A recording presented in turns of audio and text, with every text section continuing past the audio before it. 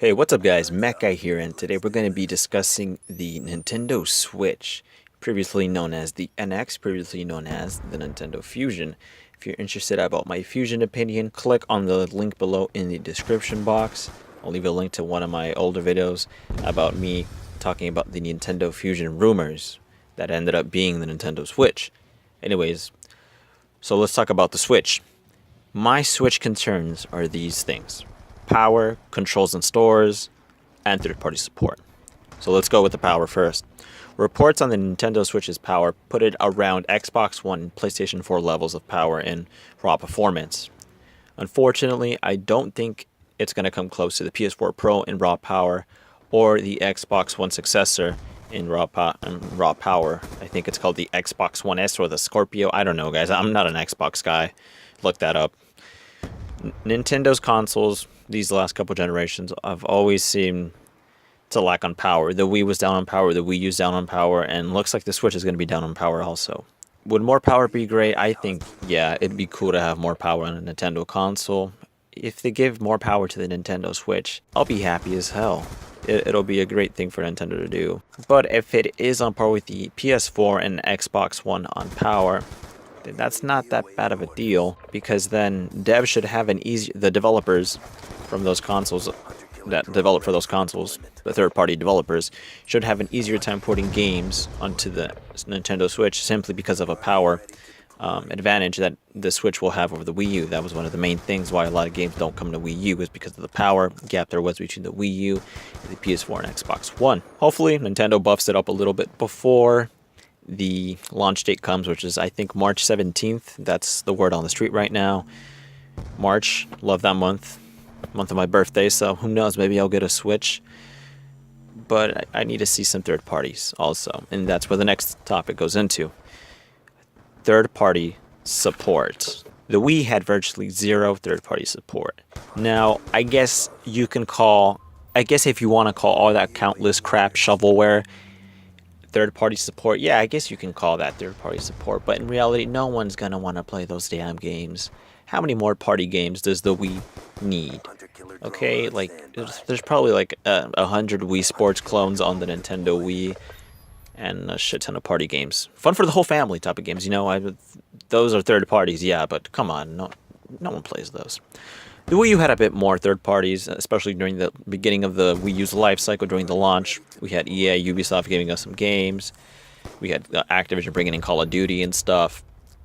But as the months wore on and the years, the third parties all jumped ship on Nintendo, and the Wii U did crap with third parties. Nintendo needs to bring the third parties on board for the Nintendo Switch. I remember those long game droughts on the Wii U that we had back then, where nothing new would come out for several months, and we would be waiting on Nintendo's first-party games to drop. And to fill in the gap, there was nothing to fill the gap. No third parties, nothing. Maybe an indie game or something that was like acceptable, but there was nothing to fill in the gap from Nintendo or third parties, because there was none, basically. If the Nintendo Switch repeats the Wii U's history on third parties, then has Nintendo learned nothing? Are they being ignorant? I mean, come on, Nintendo. You need the third parties. The Wii U sold really bad. Now, there's some good news, though, so it's not all bad. The Nintendo Switch reveal trailer did have some third-party games in the trailer, so that's a start. Then again, the Wii U also had third parties in the trailer. Yeah, I don't know what to think about that. But in the trailer, we saw a basketball game, 2K, whatever the hell you call it.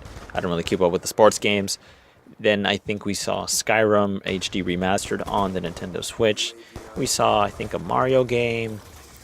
So there's, you know, if there's Skyrim on the Nintendo Switch, that'll be a great asset for the Nintendo Switch. But yeah, only time will tell with these third parties. Hopefully Nintendo learned their lesson with the Wii U. And finally, let's talk about the Joy-Con controllers.